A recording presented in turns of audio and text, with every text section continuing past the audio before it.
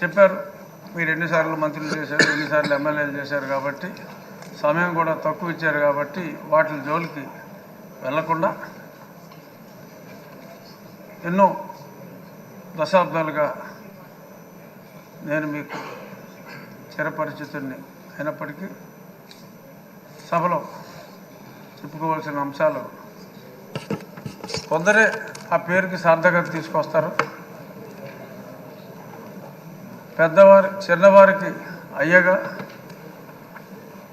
మీ తోటి వయసులందరికీ అన్నగా, రాష్ట్ర ప్రజలందరికీ ఎంతో ప్రీతి పాత్రుడుగా, అయ్యన్న పాత్రుడుగా పరిపూర్ణమైన పేరు మీకు మీ తండ్రి గారు పెట్టారో తాతగారు పెట్టారో ముందుగా వారికి నా ధన్యవాదాలు తెలియజేస్తూ, ఈ సభ పామరులందరికీ అర్థమయ్యేలాగా సరళమైన భాషలో మీరు మాట్లాడతారు. అందులో గరళం లేదు, సరళమైన భాషే మీరు ఎప్పుడు మాట్లాడారు. ఇప్పుడు మీరు పిఆర్ కాలేజీలో చదువుకున్నప్పుడు ఒక గ్యాంగ్ లీడర్గా, రాజకీయాల్లో ఇప్పుడు ఒక మాస్ లీడర్గా, ఇప్పుడు మా శాసనసభను ఒక తరగతిగా భావిస్తే క్లాస్ లీడర్లా కాకుండా ఒక క్లాసిక్ లీడర్గా మీరు ఉంటారు అనే పరిపూర్ణ విశ్వాసం మా అందరికీ కూడా ఉంది. నిన్ననే మరి సింహంలాగా చెప్పుకునే వాళ్ళు సభకు వచ్చి వారి పేరు కూడా మర్చిపోయేలాగా పెప్ప అన్నారు. ఎందుకంటే అయ్యన్న పాత్రుడు గారిని సభాపతిగా అనుకుంటున్నారని అప్పటికే తెలిసిపోయింది కాబట్టి మరి వాళ్ళ పేరు కూడా మర్చిపోయే పరిస్థితి వచ్చింది.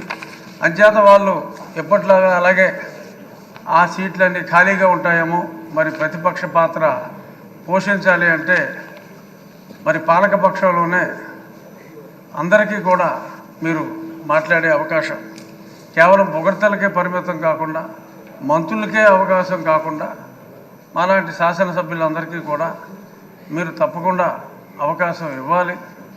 సోదరుడు మనోహర్ గారు చెప్పినట్టు మాజీ స్పీకర్ గారు అందరికీ కూడా డిబేట్లో మాట్లాడి, ఒక శాసనసభ్యుడికి శాసనసభలో గౌరవం ఉన్నప్పుడే వారి అసెంబ్లీ స్థానాల్లో కూడా వారికి గౌరవం ఉంటుంది.